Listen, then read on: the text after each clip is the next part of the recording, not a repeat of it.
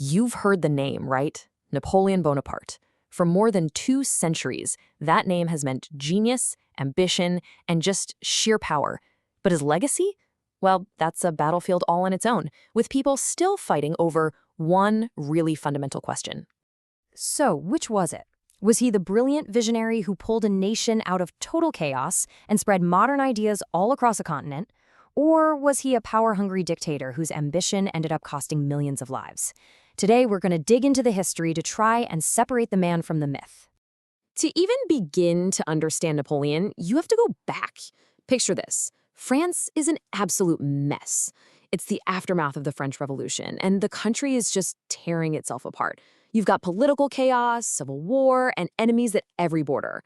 The whole situation was practically screaming for someone strong to step in and take control. And into that chaos steps a young artillery officer from Corsica. Through just an incredible amount of talents and, let's be honest, some ruthless opportunism, Napoleon Bonaparte shot up from total obscurity to become a national hero. His amazing military victories in places like Italy and Egypt, they captured the imagination of a broken France, and he offered them a vision of glory and, maybe most importantly, stability. And this is where we hit the first massive contradiction of his rule. See, once he got power, Napoleon basically set out to rebuild France from the ground up. He created institutions that are still around today. But the question is, did he do it as a brilliant architect of order, or as someone who betrayed the very idea of liberty he was supposed to be fighting for? Okay, so let's talk about his biggest legacy, and honestly, it's a huge one, the Napoleonic Code. Before this, French law was just a confusing mess of old feudal rules and regional traditions. Napoleon's government just wiped all of that away.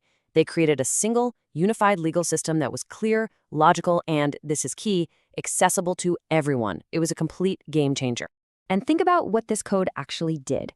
It locked in some of the most important gains of the French Revolution: equality for all men in the eyes of the law, the right to own property securely, and getting rid of feudalism for good. And as his armies marched across Europe, they took this code with them, spreading these liberal ideas way beyond the borders of France. But, and this is a huge but, this new, rational, orderly world wasn't built on democracy. Nope.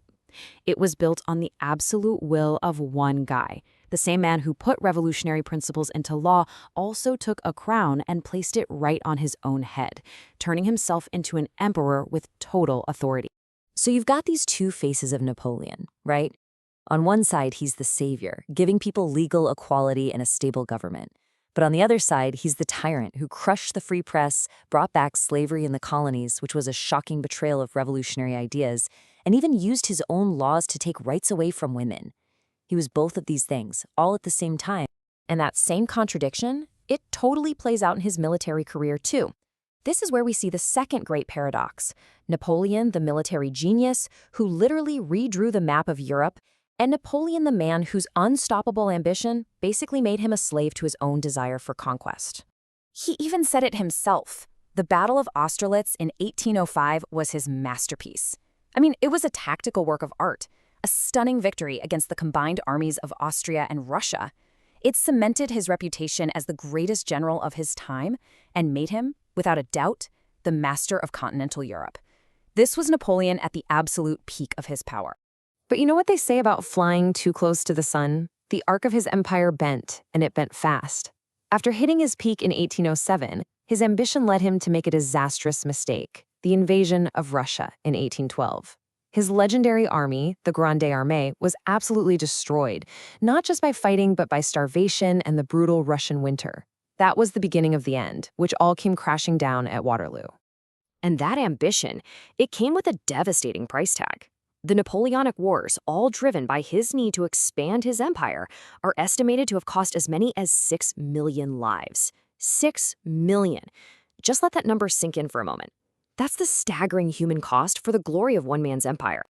So, after he's gone, what happens? Well, the battle over who Napoleon really was, that was just getting started. It began almost the moment he died, and honestly, it has never really stopped. The man faded and the myth took over, a symbol that people could shape and use for their own purposes. Yeah, his image was often twisted to represent this very specific ideal of power. Historians have pointed out how Napoleon became the symbol of traditional, dominant masculinity. The lone, powerful man bending the world to his will. That idea became a huge part of his legend. And you have to give him credit. He was his own best myth maker. Just think about his return from his first exile. He comes face to face with the soldiers who were sent to arrest him. He just opens his coat and says those famous words. And what did they do? They didn't shoot. They started chanting, "Long live the Emperor," and joined him. That moment perfectly captures his unbelievable charisma. All of this has led to these dueling myths that are still around today. To some people, he's the romantic hero, the savior of France. To others, like the British cartoonists who love to make fun of his height, he was the little corporal, just a petty tyrant. So which is it? Was he a visionary dreaming of a united Europe, or a megalomaniac whose destructive ambition was a preview of the dictators to come? People are still arguing about it. So let's bring it all home. After all the battles, all the reforms, and all the bloodshed, what's the final verdict? When it comes to freedom, was Napoleon its guardian or its gravedigger? I think his final years give us a pretty powerful way to look at his entire life. In the end, it's pretty ironic, isn't it? The man who had once controlled a continent was now a prisoner on a desolate little island in the middle of the Atlantic. The master of empires was stuck in a damp house on St. Helena. He spent his whole life trying to master destiny, but in the end, circumstance ruled him too. And that leaves us right back where we started, with this incredible paradox. Can one person really be both the guardian and the gravedigger of freedom? Napoleon gave millions of people legal rights they'd never even dreamed of, protecting the flame of the revolution.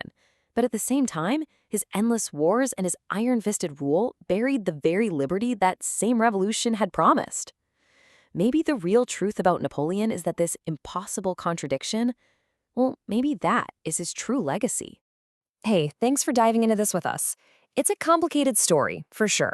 If you want to keep exploring the great puzzles of history, make sure you subscribe. We'll see you next time.